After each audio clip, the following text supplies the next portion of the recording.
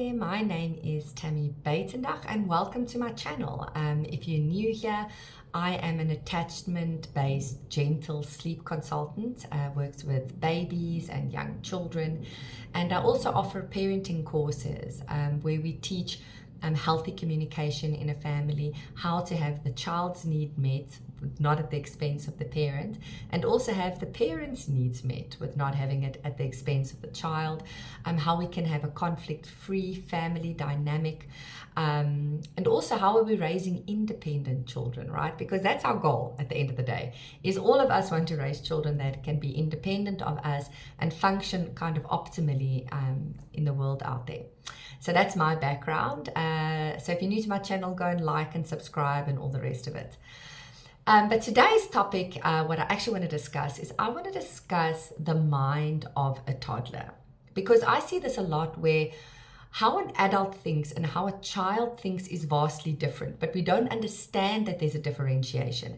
And it's not a choice, this differentiation, it's biological, which means that we are using our adult brain, which is the brain that the kid doesn't have yet, to try and negotiate and reason and communicate with our child. And then we find that we're putting these unhealthy expectations on small children, firstly. And secondly, we're creating conflict and we're worried. I think a lot of moms are actually worried. We're worried that we're not doing a good job of raising our child, or that I find this fear where people are viewing my child as undisciplined, and I don't want them to be undisciplined. I want my child to look like they're being raised the right way, so to say. And we get I think this is universal to all moms. We put a lot of pressure on ourselves with how we raise our kids and what people think about it. We want our children to be the best that they possibly can be. That's all of us. We want that so much for our children. And it really helps to understand the biology of the young child's mind, because that will help you not only to deal with your child effectively, but also to give them kind of a little bit of grace when they're acting out. So that's what we want to do today.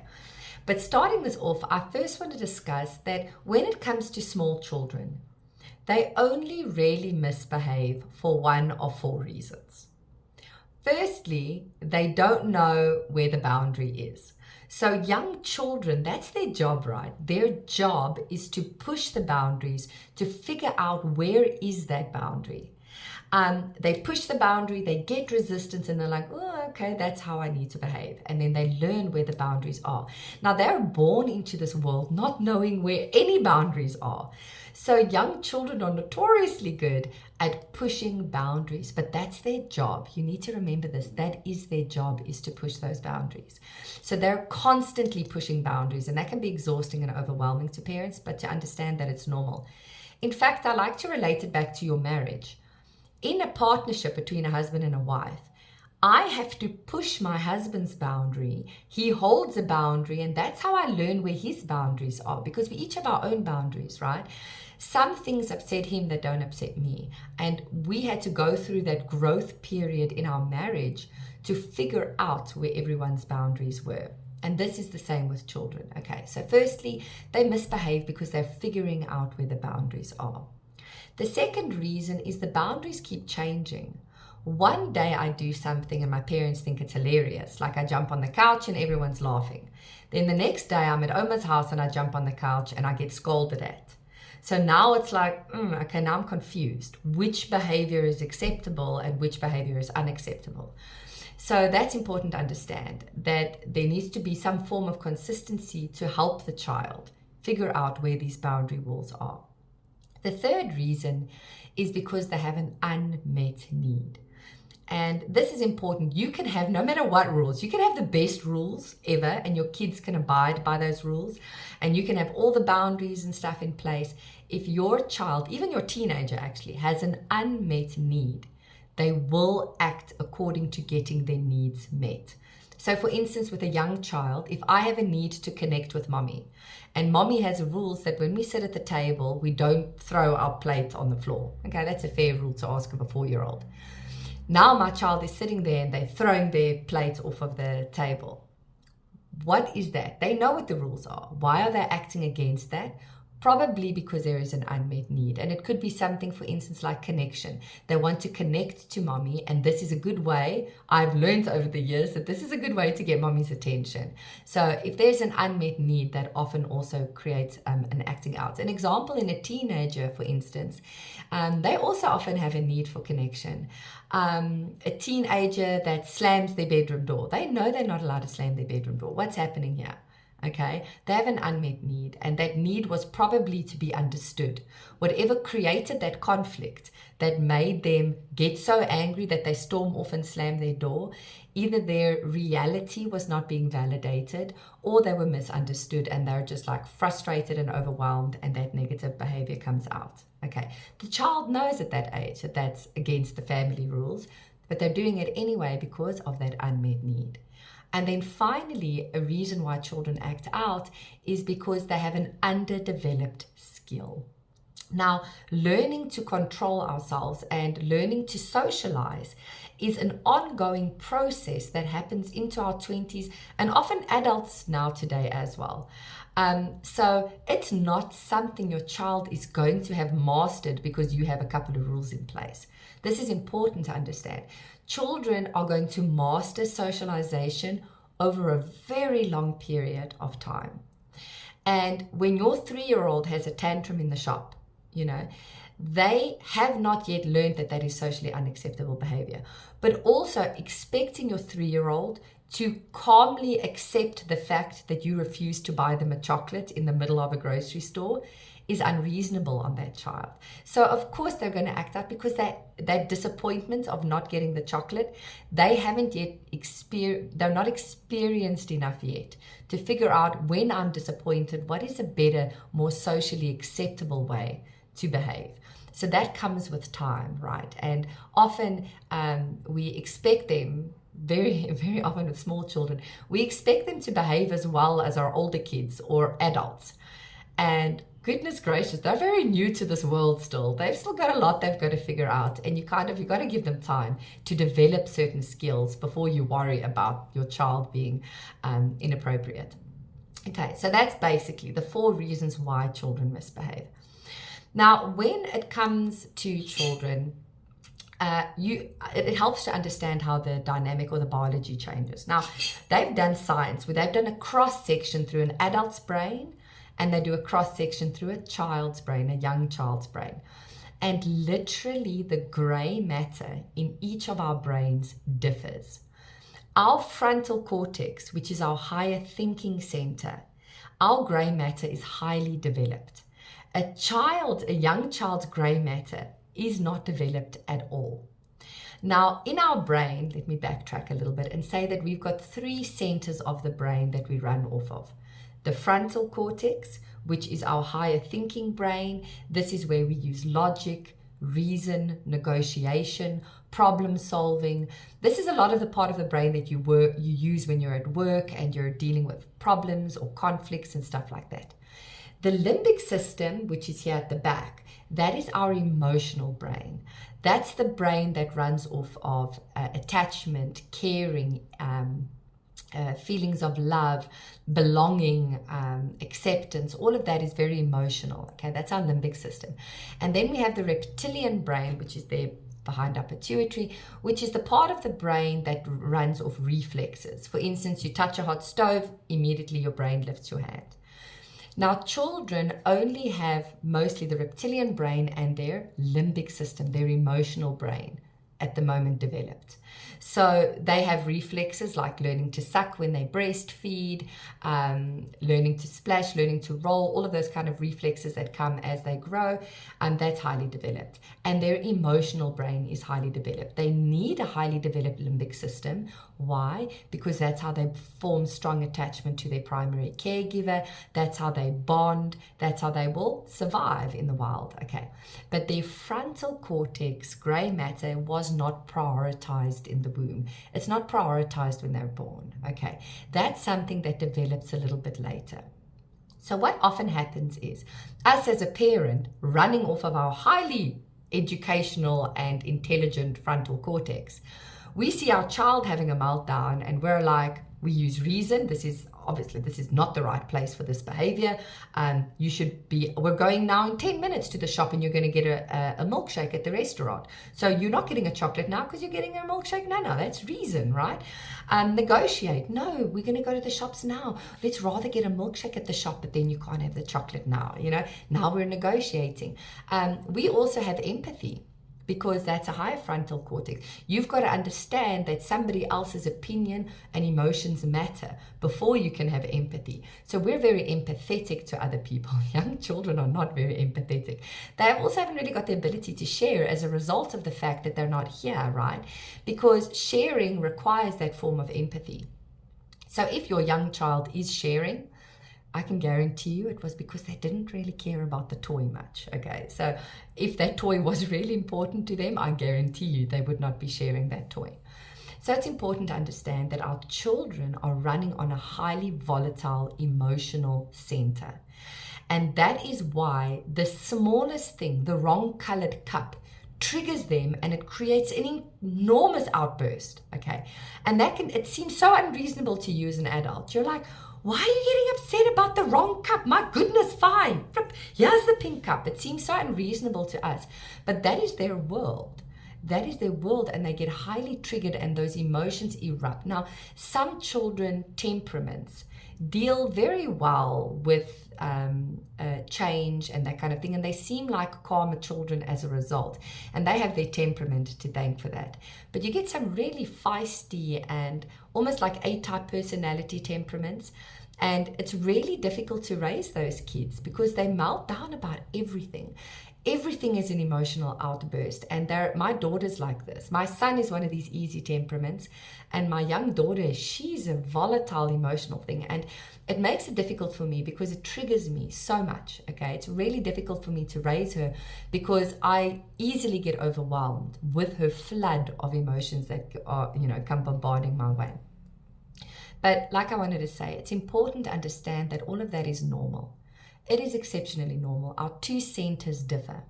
And what happens is slowly, as the child gets closer and closer and closer to the age of 5, their frontal cortex, their higher thinking process starts to develop. And as your child gets closer to 5, my son is now 5.5, so I can see this in him. If I say to him no, he realizes that a no is not necessarily a no. He can negotiate a yes out of me. So I'll say, no, Kai, we're not going to watch a story now. And then he'll be like, Mommy, if I go and bath quickly, can I then watch a story? Ah, okay. Now he's thinking in his frontal cortex. My daughter, who's 2.5, if I say to her, no, we can't watch a story now, meltdown city immediately. Okay, she's not even trying to negotiate this with me. That part of her brain isn't active yet. So this is important to understand. We literally differ in the way that we function in our brain at this age. So how do we relate to our child's limbic system? How do we speak to that part of their brain in a way that they can understand? So here are 5 tips that I can give you. Firstly, they understand connection and understanding. Okay, you want to, as I always say, if you don't know what to do, if you don't know how to deal with a certain situation with your 2-year-old in an appropriate way, for instance, they've whacked daddy through the face and now their daddy shouted at them and now they're crying, and now you want to be like, okay, do I enforce discipline on this young child or what do I do? If you don't know what to do, the best thing to do is just hold the child. Okay, connect with them, because that speaks to the part of their brain and that will immediately calm that nervous system down. Okay, so connection and understanding it, and this is where this video is about, because if you can understand how the child is thinking, it'll make you a little bit more empathetic with your own child. The second thing is structure and routine. Small children have zero concept of time. They have no concept of time. So what structure and routine does is it starts to establish a rhythm or a clock to their day. And the more consistent and the more reliable their day is, the more they will know how to behave in a certain time. So for instance, we wake up and then the minute after waking up, we dress. After getting dressed, we sit and have breakfast. Now the chance of having dress battles and breakfast battles is greatly diminished if they have the same routine every single day. But if one day they watch a story for an hour and then we try and dress them and then we try and feed them, that's all over the show, okay? So they don't know what's coming next. Because firstly, they can't always understand what we're saying, but secondly, because there's no rhythm or structure to their day. And then you increase the chance that you're going to have an volatile emotional meltdown in that time. So firstly, structure and routine. This is why nursery school or daycares are brilliant, because their day is amazingly structured. They have to do that, right? There's so many kids there, they have to have that structure. But the children behave so much better at school as a result of it. So you want to do that in your own home. The third thing is when you're enforcing boundaries on your child, you want to make sure that they are reasonable and age appropriate. Now, this is important because it is reasonable to expect your 3-year-old to sit at a little kiddie table when they're eating their food. It is probably unreasonable to expect a 1.5-year-old to do that. Okay, they're going to jump up and want to go walk around. They might sit for a little bit of time, but then and if there's friends around, they'll definitely do it. But if it's just you and you're like, sit here, they're going to get up and walk around. It's probably not going to be as effective. It's also, for instance, reasonable to expect your 4-year-old to stay buckled in their seat, okay, to lay down that law. It's unreasonable to expect your 2-year-old to stay in their bed, for instance, when you move them to a big bed off the get-go, because they don't have the self-control to stay in that bed. That self-control is a frontal cortex thing. So they're going to jump out and they're going to go explore their room, and you can often create bedtime battles where you've got to take them back, and then parents get angry because the kid won't stay in the bed. So you need to find out what is reasonable. What can I reasonably expect from my child at this age? And a good question to ask, I learned this and it was a game changer for me, is if I paid my child $10,000 to follow this rule, would they be able to do it? Now, if I offered my son, who's 5, $10,000 to play with his sister for half an hour, he doesn't really know what $10,000 means, but what he does know is that that's a lot of money and he can buy sweets with that money. So he probably would play with his sister for half an hour if I did that. Maybe not even a full half an hour, to be honest. He's got no concept of time either. Whereas if I offered my 2-year-old $10,000 to share their beloved little dolly with their friend, yeah, that's not going to happen. Okay, so that's a good question to ask. If I offered my teenager $10,000 to clean their room, would they do an exceptionally good job of it? Yes, they would. If I wanted to pay my 4-year-old $10,000 to have their room, their bed in immaculate, of course not. Okay, they can probably make their bed, but it's not going to be immaculate. So kind of to know what is reasonable and what is age appropriate is really valuable. Then fourth, whenever your child, especially young children, misbehave, but this is also good with older children actually, you also want to teach him what's an alternative behavior. So I'm saying no to this. No, you can't throw your food on the floor when you want to get mommy's attention. But what can you do? Why don't you shout, "Mommy, please listen to me"? That's an acceptable behavior. So give them an alternative. A nice example I use is a child jumping on a bed. You don't want your child to jump on the bed. So you're like, oh no, we can't jump on the bed because if you fall off, man, I'm so worried you hit your head and you get sore. And mommy doesn't want you to get ANA and have to take you to the doctor. But I've got an idea. Here's an alternative behavior. Why don't we go jump on the trampoline? Why don't we go jump skipping rope? Why don't you jump, mommy and you? Come, let's jump like kangaroos all the way to the kitchen and get something to drink. Boinky, boinky, boink, and you can jump with your child to the kitchen. So stop this behavior, but make sure you give them an alternative behavior, because this is where you're teaching them what is socially acceptable behavior. Okay. And then finally, you want to give your children grace.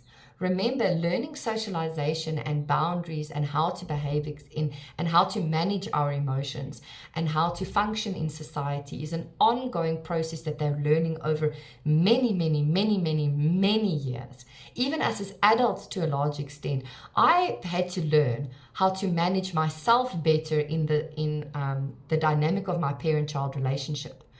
Because prior to kids, say what you want, you're pretty selfish. You know, you don't have to think about many other people except maybe my husband. Now it's like, oh wait, there are these other people that actually are more important than I am. And now I can't just flip my lid and lose my cool and shout at them, because their emotional well-being is all of a sudden really important to me. So I've, even as an adult, had to expand and learn. So this is something they're learning over a really large period of time. So it's important to give your child grace. And most of the behavior that you're worried about, for instance, your child hitting, your child biting, your child throwing tantrums, your child slamming doors, all of these behaviors eventually diminish.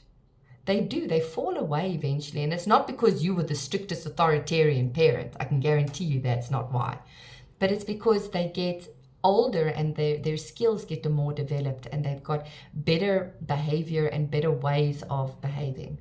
And most of these behaviors that you want your child to learn aren't going to be learned by your level of discipline, your rule structure, and any of that you think it's going to be. Most of it is going to be learned through modeling. You as the parent, how you model, how your husband models, how their teachers and their friends, they learn a lot of behavior through modeling. So model, if I can give you this advice, model the behavior you want to see in your child. Let me tell you an example of what happened with me. My little girl, who I told you is emotionally volatile, she really loses it a lot. And she triggers me because I grew up in a family where we were not allowed to have any emotions. So when she has emotions, I'm suddenly like, no, we can't have emotions. We can't have emotions. I don't know how to deal with these things, because I'm still trying to fix that from my own childhood in my own life. So she triggers me, and every now and then I absolutely lose it with her. Ella, my God. So I shout at her, right? Now my son, who's 5.5, what is he witnessing? He's witnessing me shout at her.